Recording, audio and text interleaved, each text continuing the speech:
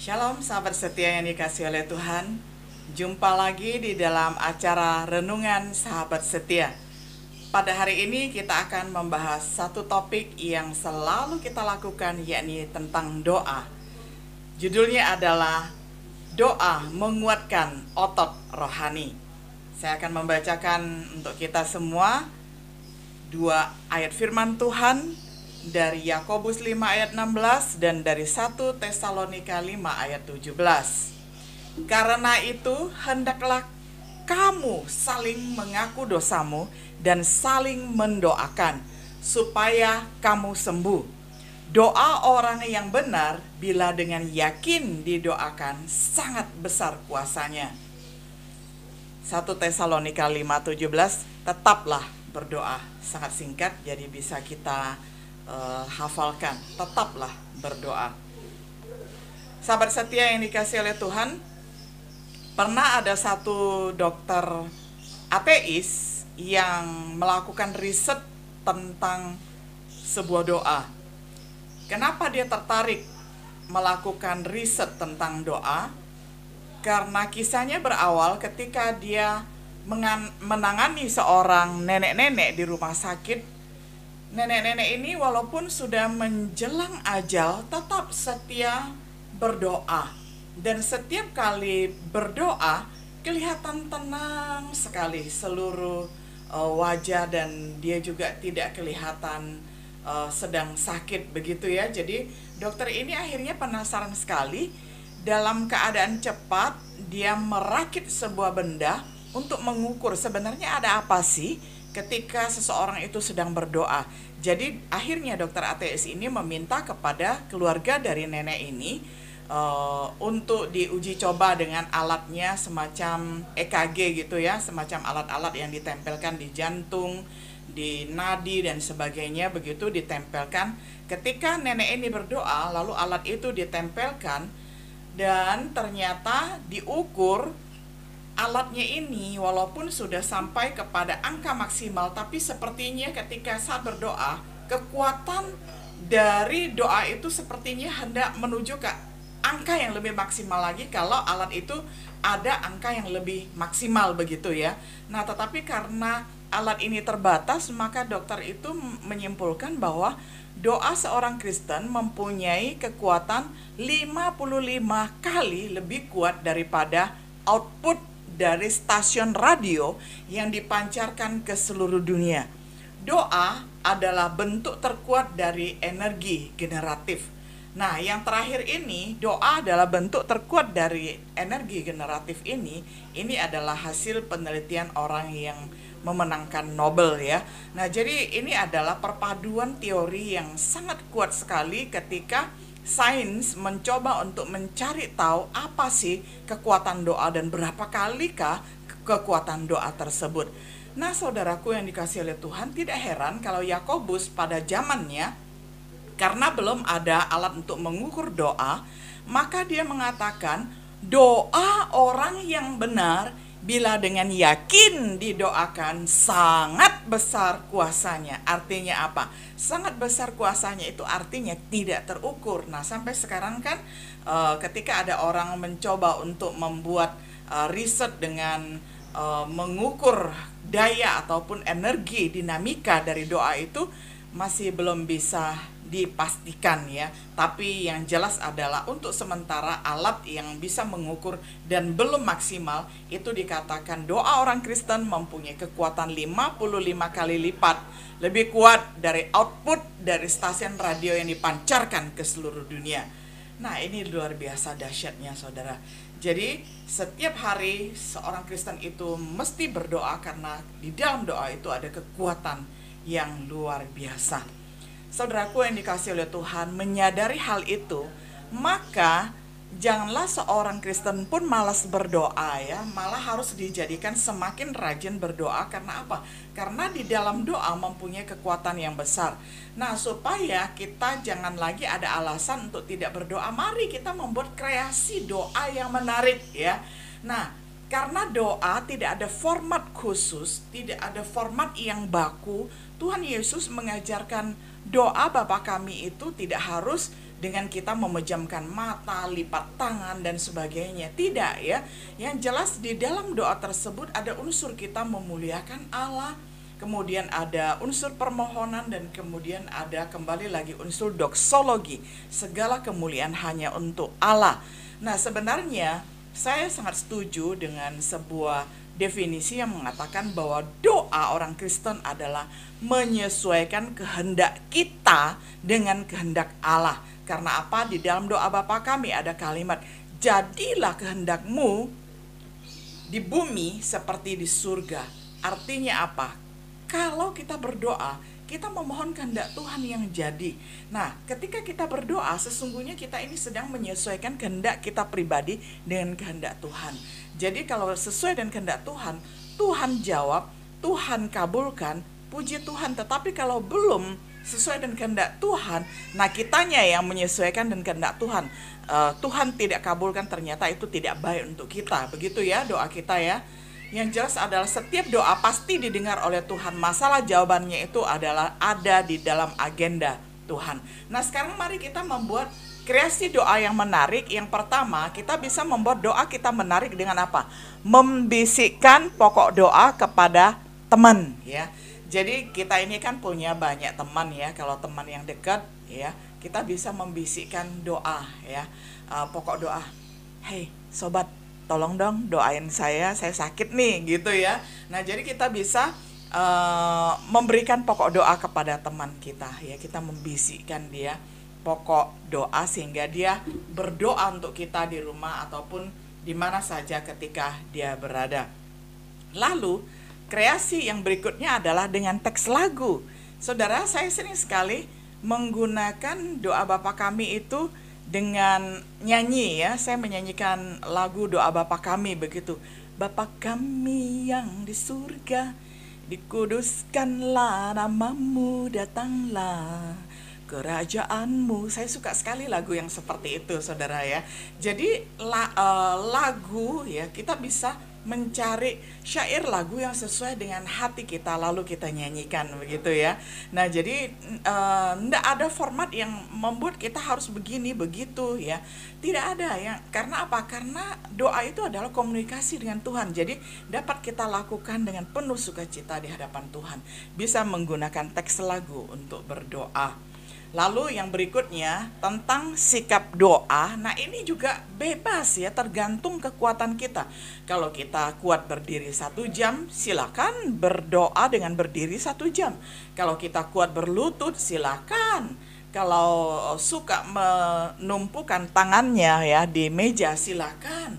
Kalau suka duduk saja di bangku atau di kursi, boleh. Kalau suka bertelut di tempat tidur ya, seperti gambar-gambar yang ada di monitor, silakan atur. Doa itu gayanya bebas. Yang jelas adalah hati kita penuh dengan hormat, penuh dengan syukur ditujukan kepada Tuhan. Jadi kita menunjukkan sikap kita yang penuh hormat kepada Tuhan ya.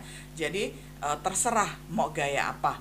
Lalu yang berikutnya lagi, kita bisa doa berantai. Nah, doa berantai itu kita bisa saling membisikkan. Kalau yang tadi itu membisikkan kepada satu teman. Nah, kalau doa berantai ini kita bisa berputar-putar ya, dari kiri ke kanan, dari kanan ke kiri ya, di dalam kelompok ya, supaya kita dengan teman kita semakin tahu pergumulan masing-masing dan kita bisa saling mendoakan. Itu namanya doa berantai. Nah, lalu doa satu kalimat. Saudara, sering sekali kita ini terpengaruh oleh teori yang macam-macam, entah siapa yang mengajarkan ya. Yang jelas adalah sebenarnya doa itu tidak perlu panjang-panjang. Doa itu pun boleh dengan satu kalimat. Misalnya pada saat keadaan darurat, kita udah nggak sempat lagi ada kata pembukaan ya, kata yang bagus-bagus, kata penutup gitu ya. Kadang-kadang dalam keadaan darurat, mau kecelakaan misalnya, kita cuma sempat mengatakan Tuhan tolong aku, Tuhan tolong saya. Itu cuma satu kalimat. Itu boleh berdoa seperti itu ya. Dalam keadaan darurat, doa satu kalimat saja. Tuhan tolonglah saya, Tuhan ampunilah saya, Tuhan berkatilah saya. Boleh ya, satu kalimat ya. Jadi kita jangan kaku ya. Makanya Alkitab mengajarkan kita berdoalah senantiasa, karena apa? Doa itu begitu kita perlukan setiap saat. Jadi nggak mesti harus duduk manis, kemudian lipat tangan, kemudian tutup mata. Lah kalau kita lagi menyetir gimana mau tutup mata, kan begitu ya. Jadi jangan terpaku dengan gaya-gaya yang klasik ya. Kita boleh mengelola gaya itu semampu kita atau seperlunya kita atau sesuai dengan kondisi yang sedang kita jalani. Nah, kemudian ada doa tematis. Pada saat ini tema kita berdoa biasanya adalah kita mendoakan bangsa dan negara kita menghadapi pandemi COVID-19. Nah, itu namanya doa tematis, ada temanya. Apa tema doa kita? Oh, kita mendoakan agar pandemi COVID-19 cepat berlalu. Nah, itu namanya tema doa ya. Jadi kita bisa membuat doa kita macam-macam temanya, untuk bangsa ya, untuk pandemi, kemudian untuk kebutuhan rakyat. Semuanya bisa kita membuat tema-tema yang sesuai dengan kebutuhan kita ya. Nah, jadi bisa kita rancang tema setiap hari supaya kita share doa kelompok bersama, baik melalui WA group ataupun melalui telepon, melalui apa saja, kita bisa bersehati, bersepakat memohon kepada Tuhan di dalam doa. Lalu ada doa kelompok. Nah, doa kelompok ini kalau berdua saja itu sudah satu kelompok, karena sudah lebih daripada satu orang ya kan. Nah, boleh 2 orang, boleh 3 orang, boleh 4 orang, boleh 5 orang, terserah saudara nyamannya mau berapa orang ya. Yang jelas doa kelompok itu akan penuh dengan dinamika karena saling menguatkan, saling menopang ya. Sehingga kita tidak mudah lelah, tidak mudah capek ya, ada istirahatnya juga. Kita bisa terus, biasanya ada doa semalam-malaman, doa semalam suntuk. Waktu kami masih muda ya, grup kami ini sering sekali namanya doa semalaman, doa semalam suntuk. Biasanya saya ingat dulu bersama sahabat-sahabat lama saya, kami sering berdoa di kantor gereja semalam-malaman begitu ya. Nah, itu sampai saat ini tidak bisa kami lupakan. Walaupun sekarang kami tetap saling mendukung di dalam doa, tetapi sudah ada jarang momen seperti itu, doa semalam suntuk ya. Nah, kemudian menghafal teks doa. Nah, doa boleh kita hafalkan, boleh juga spontan. Doa itu bisa kita hafalkan kalau misalnya kita ingin kalimat kita tertata dengan rapi dan indah, misalnya di dalam acara protokoler, boleh. Misalnya ketika di dalam upacara tertentu, di dalam meeting tertentu, atau di dalam prosesi tertentu, kita mau membuat supaya doa kita kelihatan dan kedengaran lancar, kita pakai teks doa, atau doanya dihafalkan boleh ya. Terserah, nggak apa-apa. Yang penting kan Tuhan melihat hati ya, bukan melihat keindahan kalimat kita. Nah, kemudian ada satu hal yang sangat luar biasa yang saya suka, yang saya pelajari dari seorang perawat, seorang suster. Dia mempunyai tips ya untuk berdoa dengan menggunakan jari-jari tangan ya, dari jari jempol, telunjuk, kemudian jari tengah, kemudian jari manis, dan kemudian jari kelingking. Nah, saya ingin kita semua belajar metode ini ya. Kalau ada yang sudah tahu, puji Tuhan. Kalau belum tahu, mari kita belajar ya. Karena dengan memiliki metode doa seperti ini ya, siapa yang kita doakan duluan itu akan tidak kelupaan ya, tidak akan luput. Karena apa? Karena semuanya kita ingat. Kita mulai ya, jempol ya. Nah, ketika kita menunjuk jempol ke diri sendiri, biasanya pakai jempol. Ini saya, ini aku, ini Ayah, ini namanya ya, Ayah Susanti. Nah, kita menunjuk diri sendiri dengan jempol ya. Jempol karena paling dekat dengan anggota tubuh kita. Mari kita jadikan jempol sebagai pengingat kita mendoakan orang-orang yang ada di dekat hati kita. Nah, siapa orang yang ada di dekat hati kita? Orang tua kita kah? Suami, istri, atau anak, atau sahabat karib ya. Nah, itu yang kita doakan terlebih dahulu. Nah, lalu jari telunjuk ya. Jari telunjuk ini mengingatkan kita akan orang-orang yang selalu memberi petunjuk di dalam kehidupan kita, yakni siapa?